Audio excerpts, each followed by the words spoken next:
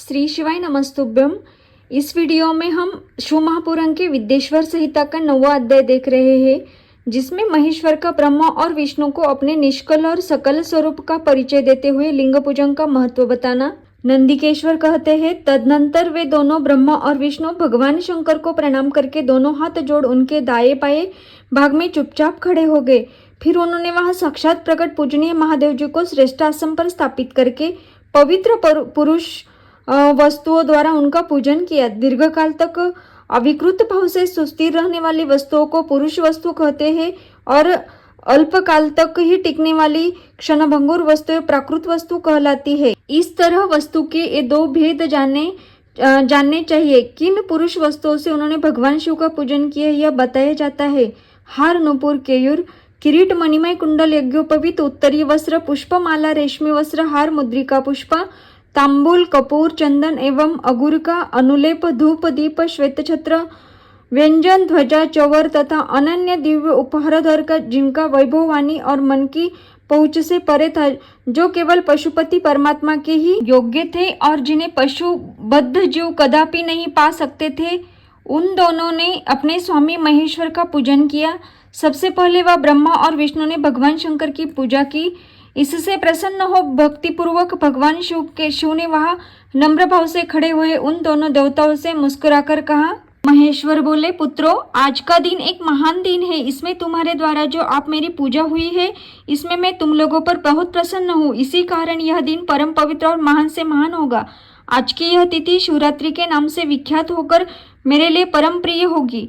इसके समय में जो मेरे लिंग निष्कल अंग आकृति से रहित निराकार स्वरूप के प्रतीक वेर सकल साकार रूप के प्रतीक विग्रह की पूजा करेगा, वह पुरुष जगत की सृष्टि और पालन आदि कार्य भी कर सकता है। जो शिवरात्रि को दिन रात निराहार एवं जितेंद्रिय रहकर अपनी शक्ति के अनुसार निश्चल भाव से मेरी यथोचित पूजा करेगा, उसको मिलने वाला फल का वर्णन सुनो। 1 वर्ष तक निरंतर मेरी पूजा करने पर जो फल मिलता है, वह सारा फल केवल शिवरात्रि को मेरा पूजन करने से मनुष्य तत्काल प्राप्त कर लेता है।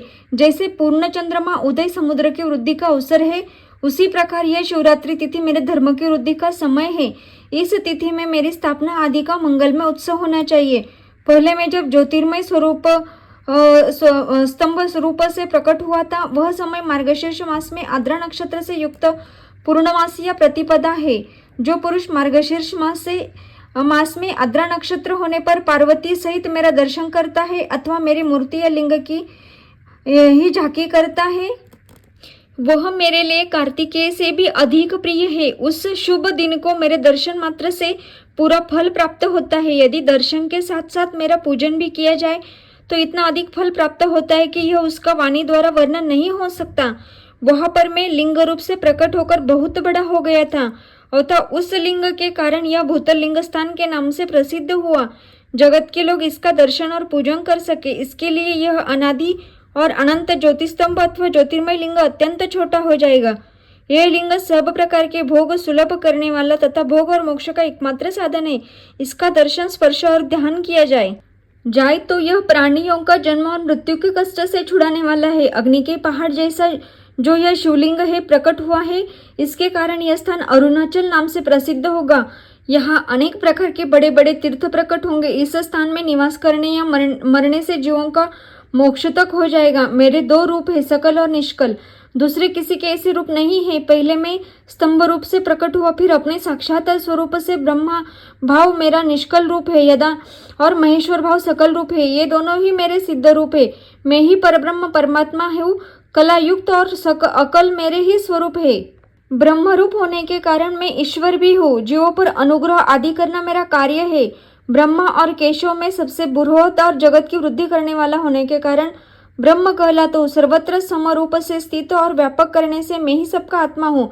स्वर्ग से लेकर अनुग्रह तक आत्मा या ईश्वर से भिन्न हो जो जगत संबंधी 5 कृत्य है, वे सदा मेरे ही है। मेरे अतिरिक्त दूसरे किसी के नहीं है, क्योंकि मैं ही सबका ईश्वर हूँ।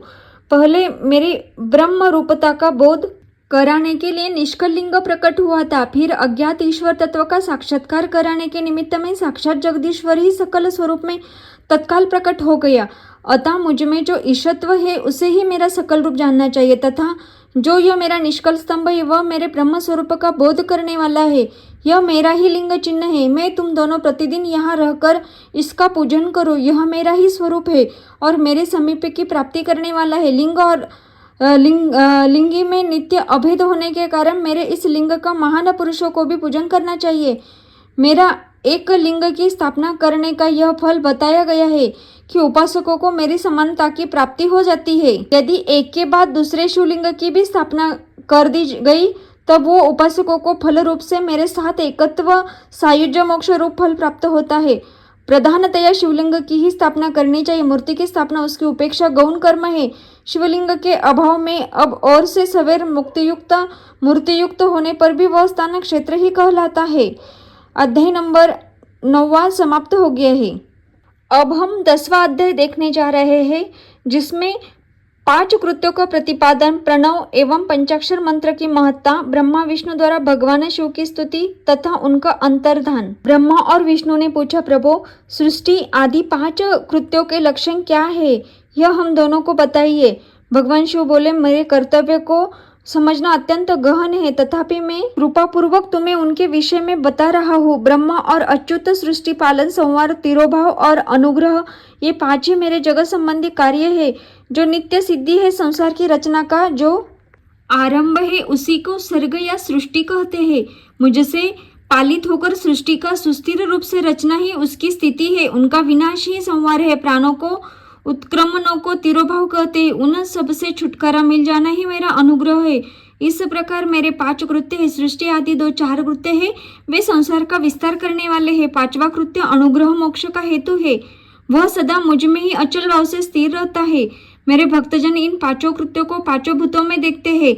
सृष्टि भूतल में, स्थिति जल में, संहार अग्नि में, तिरोभाव वायु में और अनुग्रह आकाश में स्थित है। पृथ्वी से सबकी सृष्टि होती है, जल से सबकी वृद्धि एवं जीवन रक्षा होती है, आग सबको जला देती है, वायु सबको एक स्थान से दूसरे स्थान को ले जाती है और आकाश सबको अनुग्रहित करता है। विद्वान पुरुषों को यह विषय इसी रूप में जानना चाहिए। इन 5 कृत्यों का भारवान करने के लिए ही मेरे 5 मुख है।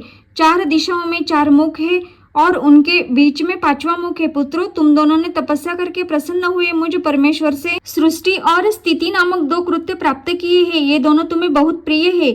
इसी प्रकार मेरे विभूति स्वरूप रुद्र और महेश्वर में 2 अन्य उत्तम कृत्य, संहार और तिरोभाव मुझसे प्राप्त किए हैं, परंतु अनुग्रह नामक कृत्य दूसरा कोई नहीं पा सकता। रुद्र और महेश्वर अपने कर्मों को भूले नहीं हैं, इसलिए मैंने उनके लिए अपनी समानता प्रदान की है। वे रूप, वेश, कृत्य, वाहन, आसन और आयुध आदि में मेरे समान ही है। मैंने पूर्व काल में अपने स्वरूपभूत मंत्र का उपदेश किया है, जो ओंकार के रूप में प्रसिद्ध है। वह महामंगलकारी मंत्र है। सबसे पहले मेरे मुख से ओंकार ओम प्रकट हुआ, जो मेरे स्वरूप का बोध करने वाला है, ओंकार वाचक है और मैं वाच्य हूँ। यह मंत्र मेरा स्वरूप ही है। प्रतिदिन ओंकार का निरंतर स्मरण करने से मेरा ही सदा स्मरण होता है।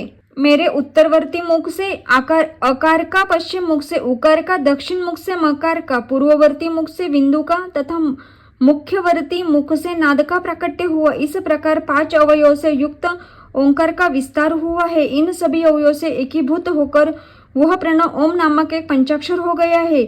यह नाम स्वरूप रूपात्मक सारा जगत तथा वेद उत्पन्न स्त्री पुरुष वर्ग रूप दोनों कुल इस प्रणव मंत्र से व्याप्त है। यह मंत्र शिव और शक्ति दोनों को बोधक है।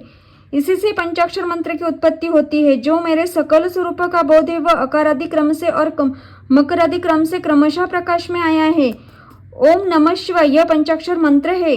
इस पंचाक्षर मंत्र से मातृका वर्ण रूप वर्ण प्रकट हुए हैं, जो 5 भेद वाले हैं। उसी से शिरो मंत्र सहित त्रिपदा गायत्री का प्राकट्य हुआ है।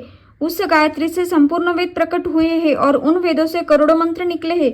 उन मंत्रों से भिन्न भिन्न कार्यों की सिद्धि होती है, परंतु इस प्रणव एवं पंचाक्षर से संपूर्ण मनोरथों की सिद्धि होती है। इस मंत्र समुदाय से भोग और मोक्ष दोनों सिद्ध होते हैं।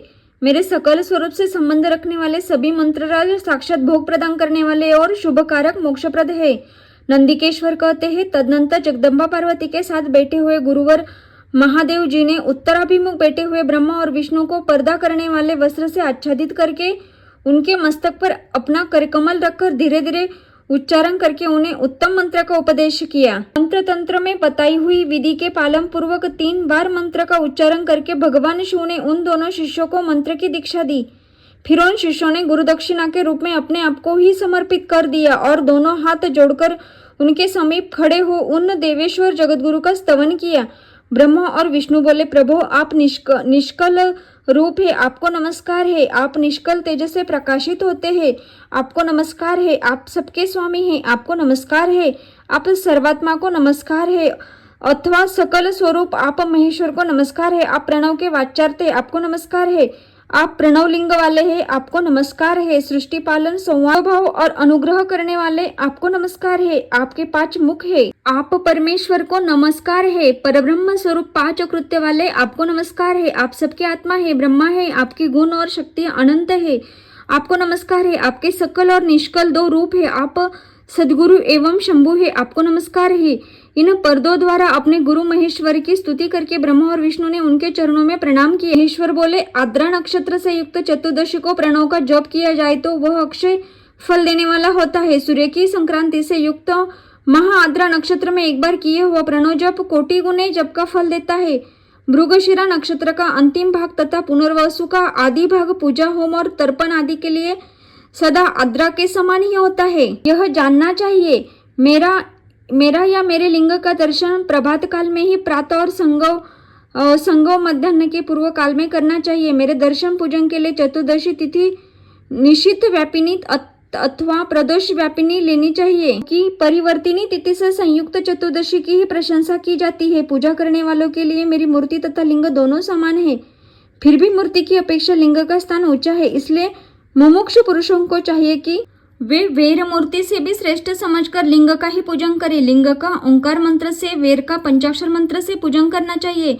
शिवलिंग की स्वयं ही स्थापना करके अथवा दूसरों से भी स्थापना करवाकर उत्तम द्रव्यमय उपचारों से पूजा करनी चाहिए, उससे मेरा पद सुलभ हो जाता है। इस प्रकार उन दोनों शिष्यों के उपदेश देकर भगवान शिव वही अंतर्धान हो गए। अध्याय नंबर 10वां समाप्त हुआ है।